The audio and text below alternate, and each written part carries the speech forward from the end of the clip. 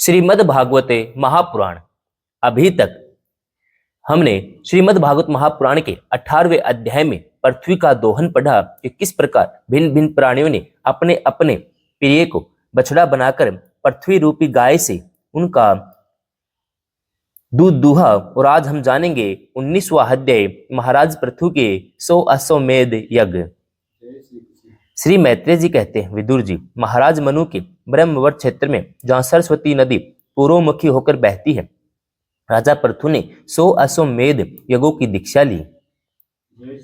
यह देखकर भगवान इंद्र को विचार हुआ कि इस प्रकार तो पृथु के कर्म मेरे कर्मों की अपेक्षा भी बढ़ जाएंगे, इसलिए वे उनके यज्ञ महाउत्सव को सहन न कर सके।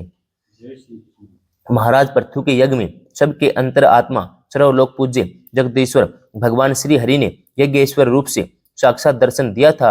उनके साथ ब्रह्मा, रुद्र तो अपने अपने अनुचरों के सहित लोकपालगण भी पधारे थे। उस समय गंधर्व, मुनि, अप्सराएं प्रभु की कीर्ति गा रहे थे। सिद्ध, विद्याधर, दैत्य, दानव, यक्ष, सुनंद, नंद आदि भगवान के प्रमुख पार्षद जो सर्वदा भगवान की सेवा के लिए उत्सुक रहते हैं, वे कपिल, नारद, दत्तात्रेय, शनकादि योगेश्वर भी उनके साथ आए थे। भारत उस यज्ञ में यज्ञ सामग्रियों को देने वाली भूमि ने कामधेनु रूप होकर यजमान की सारी कामनाओं को पूर्ण किया था।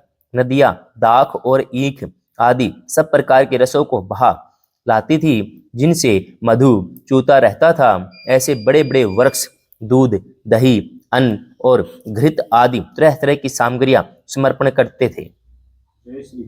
समुद्र बहुत सी रत्न राशियां, पर्वत, भक्ष्य, भोज्य, चोष्य, लेह, 4 प्रकार के अन्न और लोकपालों के सहित संपूर्ण लोक तरह तरह के उपहार उन्हें समर्पण करते थे। महाराज पृथु तो एकमात्र श्री हरि को ही अपना प्रभु मानते थे। उनकी कृपा से उस यज्ञ अनुष्ठान में उनका बड़ा उत्कर्ष हुआ, किंतु यह बात देवराज इंद्र को सहन न हुई। उन्होंने उसमें विघ्न डालने की चेष्टा की, जिसमें महाराज पृथु अंतिम यज्ञ द्वारा भगवान यज्ञपति की आराधना कर रहे थे। इंद्र ने ईर्ष्यावश गुप्त रूप से उनके यज्ञ का घोड़ा हर लिया। इंद्र ने अपनी रक्षा के लिए कवच रूप से पाखंड वेश धारण कर लिया था, जो अधर्म में धर्म का भ्रम उत्पन्न करने वाला है, जिसका आश्रय लेकर पापी पुरुष भी धर्मात्मा सा जान पड़ता है।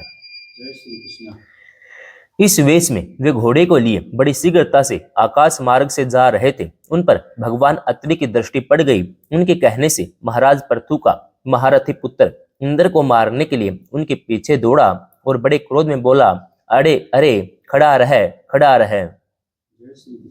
इंद्र सिर पर जटाजूट और शरीर में भस्म धारण किए हुए थे। उनका ऐसा वेश देखकर पृथु कुमार ने उन्हें मूर्तिमान धर्म समझा, इसलिए उन पर बाण नहीं छोड़ा। जब वह इंद्र पर वार के बिना ही लौट आया, तब महर्षि अत्रि ने पुनः उसे इंद्र को मारने की आज्ञा दी। वत्स, इस देवताधम इंद्र ने तुम्हारे यज्ञ में विघ्न डाला है, तुम इसे मार डालो। अत्रि मुनि के इस प्रकार उत्साहित करने पर पृथु कुमार क्रोध में भर गया। इंद्र बड़ी तेजी से आकाश में जा रहे थे। उनके पीछे वह इस प्रकार दौड़ा जैसे रावण के पीछे जटायु। सौरभपति इंद्र उसे पीछे आते देख उस वेश और घोड़े को छोड़कर वही अंतर्धान हो गए। वह वीर अपना यज्ञ पशु लेकर पिता की यज्ञशाला में लौट आया। शक्तिशाली विदुर जी उसके इस अद्भुत पराक्रम को देखकर महर्षियों ने उसका नाम विजितावसव रखा। यज्ञ पशु को चसाल और यूप में बांध दिया गया। यज्ञ मंडप में यज्ञ पशु को बांधने के लिए जो खंबा होता है, उसे यूप कहते हैं, और यूप के आगे रखे हुए बल्याकार काष्ठ को चसाल कहते हैं। शक्तिशाली इंद्र ने घोर अंधकार फैला दिया। उसी में छिपकर फिर वे उस घोड़े को उसकी सोने की जंजीर समेत ले गए। अत्रि मुनि ने फिर उन्हें आकाश से तेजी से जाते दिखा दिया, किंतु उनके पास कपाल और खंडवांग देखकर पृथु पुत्र ने उनके मार्ग में कोई बाधा न डाली। तब अत्रि ने राजकुमार को फिर उकसाया और उसने गुस्से में भरकर इंद्र को लक्ष्य में बनाकर अपना बाण चढ़ाया। यह देखते ही देवराज उस वेश और घोड़े को छोड़ वही अंतर्धान हो गए। वीर विजितव असव अपना घोड़ा लेकर पिता की यज्ञशाला में लौट आया। तब से इंद्र के उस निंदित वेश को मंद बुद्धि पुरुषों ने ग्रहण कर लिया। इंद्र ने असहरण की इच्छा से जो जो रूप धारण किए थे वे पाप के खंड होने के कारण पाखंड कहलाए। यहाँ खंड शब्द चिन्ह का वाचक है।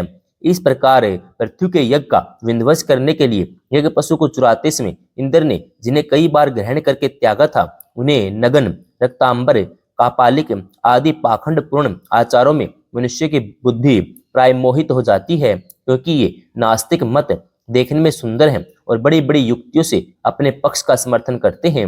वास्तव में ये उपधर्म मात्र हैं। लोग भ्रमवश धर्म मानकर इनमें आसक्त हो जाते हैं। इंद्र की इस कुचाल का पता लगने पर परम पराक्रमी महाराज पृथु को बड़ा क्रोध हुआ। उन्होंने अपना धनुष उठाकर उस पर बाण चढ़ाया। उस समय क्रोध आवेश के कारण उनकी ओर देखा नहीं जाता था।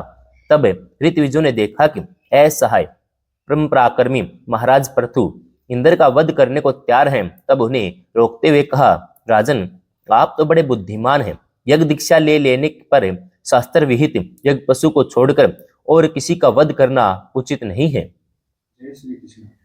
इस यज्ञ कार्य में विघ्न डालने वाला आपका शत्रु इंद्र तो आपके सुयश से ईर्ष्यावश निस्तेज हो रहा है। हम अमोघ आह्वान मंत्रों द्वारा उसे यही बुला लेते हैं और बलात् अग्नि में हवन किए देते हैं। विदुर जी, यजमान के इस प्रकार सलाह करके उसके याजकों ने क्रोध पूर्वक इंद्र का आह्वान किया।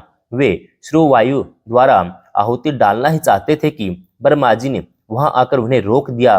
वे बोले, याजकों, तुम्हें इंद्र का वध नहीं करना चाहिए। यह यज्ञ संघक इंद्र तो भगवान की ही मूर्ति है। तुम यज्ञ द्वारा जिन देवताओं की आराधना कर रहे हो वे इंद्र के ही तो अंग हैं। उसे तुम यज्ञ द्वारा मारना चाहते हो। पृथु के इस यज्ञ अनुष्ठान में विघ्न डालने के लिए इंद्र ने जो पाखंड फैलाया है वह धर्म का उच्छेदन करने वाला है। इस बात पर तुम ध्यान दो। अब उससे अधिक विरोध मत करो, नहीं तो वह और भी पाखंड मार्गों का प्रचार करेगा। अच्छा, परम यशस्वी महाराज पृथु के 99 यज्ञ रहने दो। फिर राज ऋषि पृथु से कहा, राजन, आप तो मोक्ष धर्म के को जानने वाले हैं, अतः अब आपको इन यज्ञ अनुष्ठानों की आवश्यकता नहीं है। आपका मंगल हो। आप और इंद्र दोनों ही पवित्र कीर्ति भगवान श्री हरि के शरीर हैं, इसलिए अपने ही स्वरूप भूत इंद्र के प्रति आपको क्रोध नहीं करना चाहिए। आपका यह यज्ञ निर्विघ्न समाप्त नहीं हुआ, इसके लिए आप चिंता न करें। हमारी बात आप आदर पूर्वक स्वीकार कीजिए। देखिए, जो मनुष्य विधाता के बिगाड़े हुए काम को बनाने का विचार करता है उसका मन अत्यंत क्रोध में भरकर भयंकर मोह में फंस जाता है। बस इस यज्ञ को बंद कीजिए। इसी के कारण इंद्र के चलाए हुए पाखंडों से धर्म का नाश हो रहा है, क्योंकि देवताओं में बड़ा दुराग्रह होता है। जरा देखिए तो, जो इंद्र घोड़े को चुराकर आपके यज्ञ में विघ्न डाल रहा था उसी के रचे हुए इन मनोहर पाखंडों की और सारी जनता खिंचती चली जा रही है। आप साक्षात विष्णु के अंश हैं। वेन के दुराचार से धर्म लुप्त हो रहा था। उस समायोजित धर्म की रक्षा के लिए ही आपने उसके शरीर से अवतार लिया है। अतः प्रजापालक पृथु जी, अपने इस अवतार का उद्देश्य विचार कर आप भृगु आदि विश्व रचयिता मुनीश्वरों का संकल्प पूर्ण कीजिए। यह प्रचंड पाखंड पथ रूप इंद्र की माया अधर्म की जननी है। आप इसे नष्ट कर डालिए। श्री मैत्रेय जी कहते हैं, लोक गुरु भगवान ब्रह्मा जी के इस प्रकार समझाने पर प्रबल पराक्रमी महाराज पृथु ने यज्ञ का आग्रह छोड़ दिया। इंद्र के साथ प्रीतिपूर्वक संधि भी कर ली। इसके पश्चात जब वे यज्ञांत स्नान करके निवृत्त हुए तब उनके यज्ञों से तृप्त हुए देवताओं ने उन्हें अभीष्ट वर दिए। आदिराज पृथु ने अत्यंत श्रद्धा पूर्वक ब्राह्मणों को दीक्षाएं दी था। ब्राह्मणों ने उनके सत्कार से संतुष्ट होकर उन्हें अमोघ आशीर्वाद दिए। वे कहने लगे, महाभाव, आपके बुलाने से जो पितर, देवता, ऋषि और मनुष्य आदि आए थे उन सभी का आपने दान मान से खूब सत्कार किया। 19वां अध्याय समाप्तम।